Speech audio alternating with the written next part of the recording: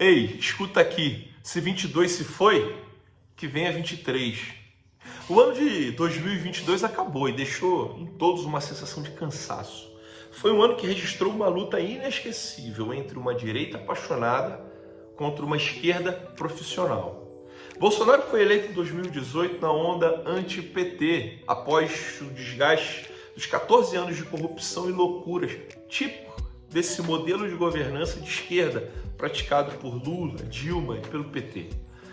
Uma parte do nosso povo se apaixonou pelo capitão, né? Viu nele o salvador da pátria, o tiozão do churrasco, o cara que fala o que eu queria falar, o típico brasileiro conservador. Viraram seus fãs, não importa o que ele dissesse ou fizesse. Para esses, ele é a personificação da esperança. Uma outra parte da população nunca gostou da espontaneidade dele, do jeito truculento, das palavras rudes e agressivas. Estes também votaram nele, mas não por ele mesmo, mas pela aversão ao petismo. Estes são os da liturgia do cargo, da fala polida, das grifes e requintes. Para vencer o Haddad, o poste do Lula, esse Lula, que por sinal estava de férias em Curitiba, se viram obrigados a votar em um capial do interior de São Paulo, matuto e sem nós. Eu diria, verdadeiro demais para esse grupo acostumado a escolher as melhores palavras e planejar pomposos discursos. Votaram nele, mas com um certo nojinho. Um outro grupo muito importante e numeroso que apareceu foram os evangélicos, sabe?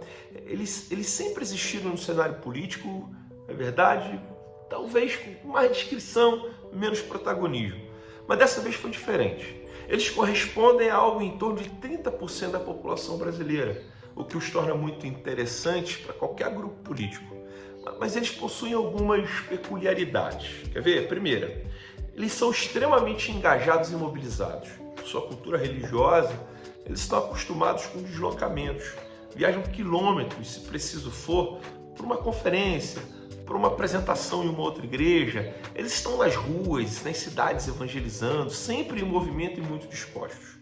Uma segunda coisa é que os evangélicos possuem pouca consciência política, em sua maioria por não serem incentivados por seus líderes, por acreditarem que o debate político é coisa do diabo, ou por em outros casos, confiarem na soberania de Deus para fazê-los prosperar em tempos difíceis ou livrá-los de governos maus. Eles costumavam dizer, Deus está no controle de tudo, seja feita a vontade de Deus.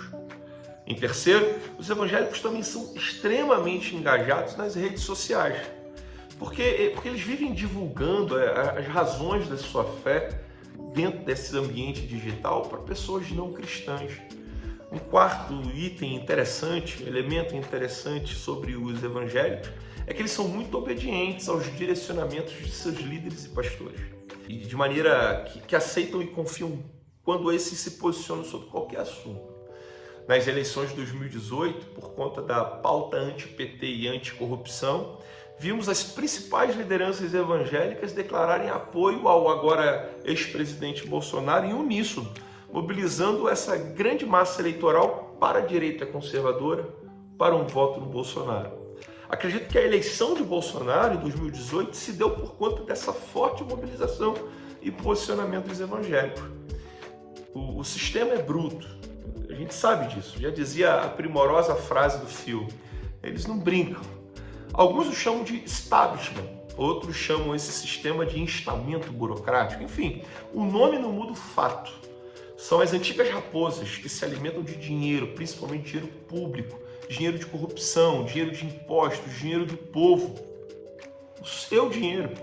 Eles sempre roubaram o nosso país, sempre estiveram debruçados neste corpo moribundo chamado Brasil e são os principais responsáveis por sua mediocridade. Esses não têm ideologia, não têm filosofia, não têm crenças, não têm valor, só uma sede indescritível, demoníaca, insaciável e insana por dinheiro e poder. O PT pagava o arrego para eles, mas o dinheiro acabou, a economia não suportou os assaltos ao erário e, para quem não consegue ficar sem mesadas e mensalões, descartaram o PT como se descartassem uma lata de refrigerante vazia. Jogaram no chão, amassaram e pisaram. Prenderam o seu chefe maior e arrancaram a marionete que estava no poder. A galera do sistema não queria o Bolsonaro. Esse cara é um velho conhecido, deputado federal do baixo clero, que não aceita dinheiro de corrupção e que defende os milicos, os militares, como quem defende um filho. Não viram chance dele vencer. E só por isso deixaram ele concorrer às eleições de 2018. Para o sistema, o ideal são os políticos profissionais, aqueles que rebolam, dançam e mentem com talento e avidez.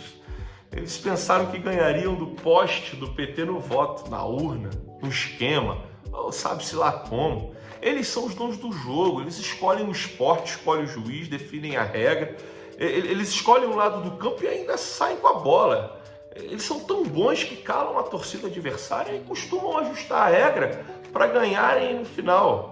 Mas isso só de vez em quando, tá? Quem é doido aqui para dizer o contrário? Bolsonaro cresceu nas campanhas, quase morreu após uma facada de um ex-militante do PSOL e caiu na graça do povo. Onde chegava era ovacionado e carregado nos ombros de uma multidão espontânea que ia recebê-lo nos aeroportos e eventos aos gritos de mito, mito, mito.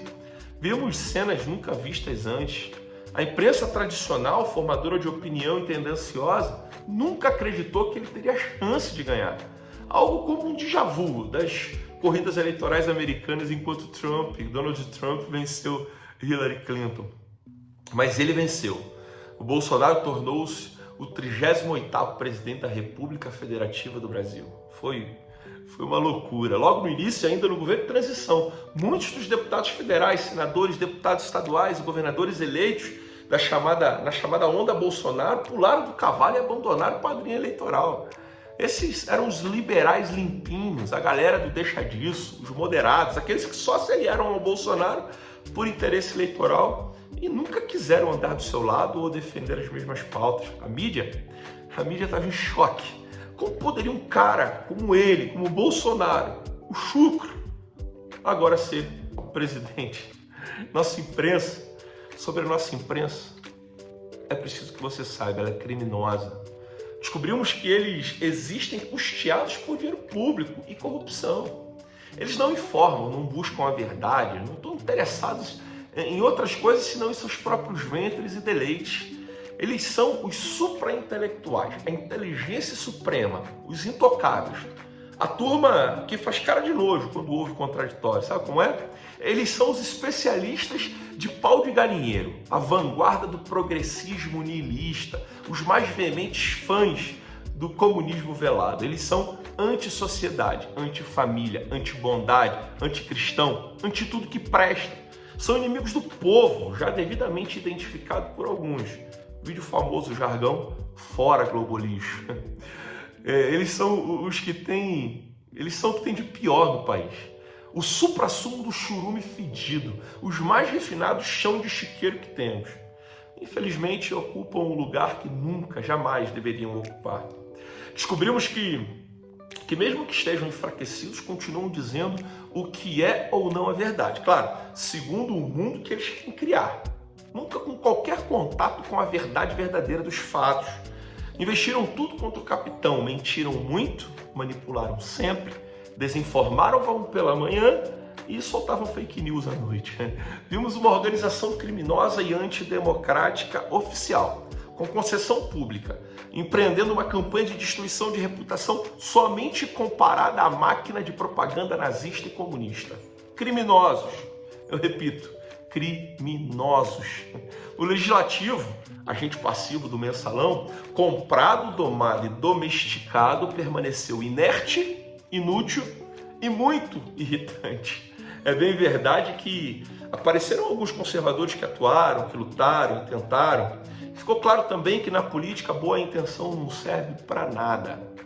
Reformas estruturantes importantes travadas, privatizações emperradas, pedidos de impeachment malucos, CPIs alopradas, um circo, por assim dizer. Tudo isso financiado por nós, com o nosso dinheiro na nossa cara. É insano. Uma crise sanitária mundial sem precedentes por causa de um vírus chinês. A Covid chegou com um meteoro nas nossas cabeças. Comércios fechados, crises econômicas mundial, A coisa foi tão confusa e estressante que a Organização Mundial da Saúde, a OMS, não sabia se colocava máscara ou se tirava, se comprava ou não comprava vacina. O negócio ficou tão maluco que teve governador garoto propaganda de máscara e lockdown que aterrorizava e fechava a maior metrópole do país, mas esquecia dos cuidados quando viajava de férias para Miami, coitado. Tanta tensão que desistiu da corrida presidencial. Deixou seus muitos eleitores abandonados e tristes. Eu desejo força a esses 1% de brasileiros órfãos de candidato. O suficiente estoura uma guerra na Europa, o mundo já combalido dos fechamentos de comércio e trancamento de pessoas, as economias respirando por aparelho, tendo que lidar ainda com mais esse problema. Bombardeios, invasões, resistência, bloqueios econômicos, embargos comerciais, aumento de combustível, inflação comendo solto, mercados super voláteis, uma loucura, uma doideira. E não obstante a pandemia e a guerra, com repercussões econômicas mundiais, o Brasil navegava em mares tranquilos. De um lado, a China registrando PIBs baixíssimos. De outro lado, os Estados Unidos batendo recordes de inflação, enquanto o Brasil reajustando para cima as previsões de crescimento de PIB e com a inflação menor do que da América. De verdade, nós não estávamos acostumados com isso. Enquanto economias desenvolvidas e consolidadas experimentavam altas taxas de desemprego, o Brasil batia recordes de anos anteriores, em períodos em que não haviam crises mundiais, pandemias ou coisas semelhantes a essa. Senão, um terremoto de magnitude 9 na escala Richter, chamado socialismo. Isso já é uma desgraça suficiente para qualquer nação. O Brasil ia bem, até que o bicho papão acordou. Os seres supremos, os maiorais, os donos da bola, os vigias, os homenageados pelo ilustre jurista, agora promovido a profeta Rui Barbosa, em uma de suas mais célebres frases.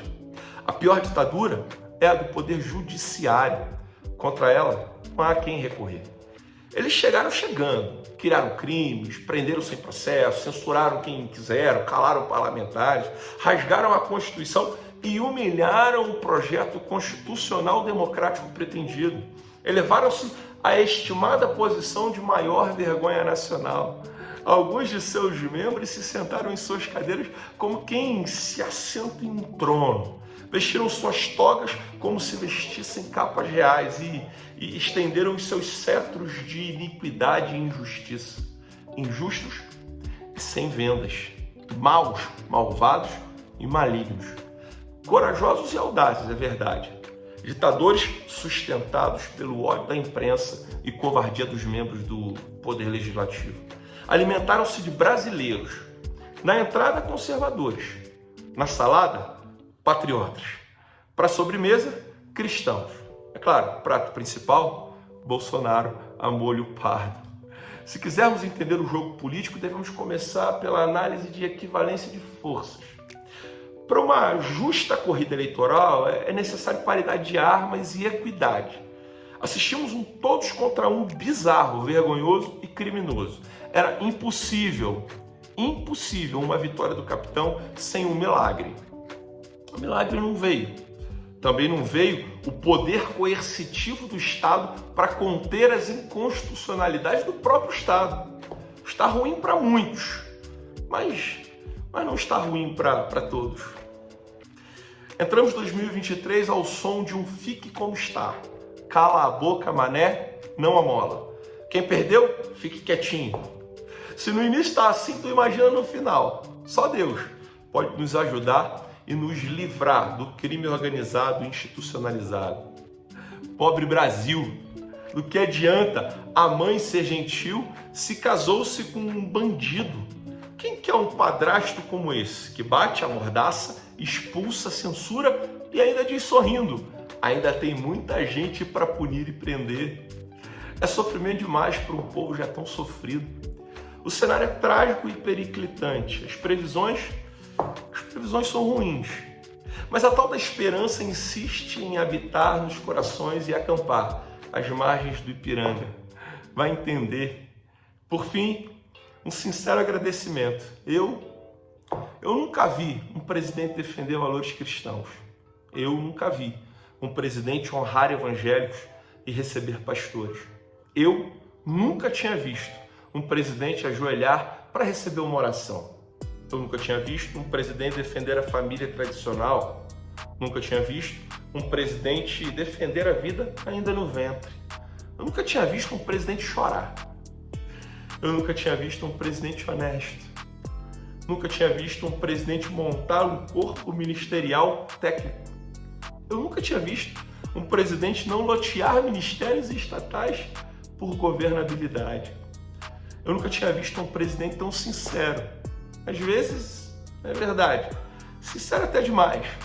Eu nunca tinha visto um presidente concluir obras abandonadas por outros governos.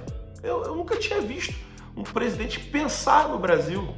Eu nunca tinha visto um presidente abrir mão de poder. Nunca tinha visto um presidente jogar dentro das 4 linhas da Constituição. Eu nunca tinha visto um presidente levar água para os irmãos nordestinos. Eu nunca tinha visto um presidente alinhar o Brasil a grandes nações democráticas. Eu nunca tinha visto um presidente governar sem a imprensa tradicional, sem pagar pedágio para a imprensa tradicional. Eu nunca tinha visto um presidente tão perseguido. Eu nunca tinha visto um presidente falar a verdade. Eu nunca tinha visto um presidente reduzir impostos. Eu nunca tinha visto. Bolsonaro vai. Verdade, Bolsonaro vai. Mas o movimento de direita conservador fica. Seremos oposição, ainda que de um governo ilegal e ilegítimo. Mas seremos oposição. Feliz 2023.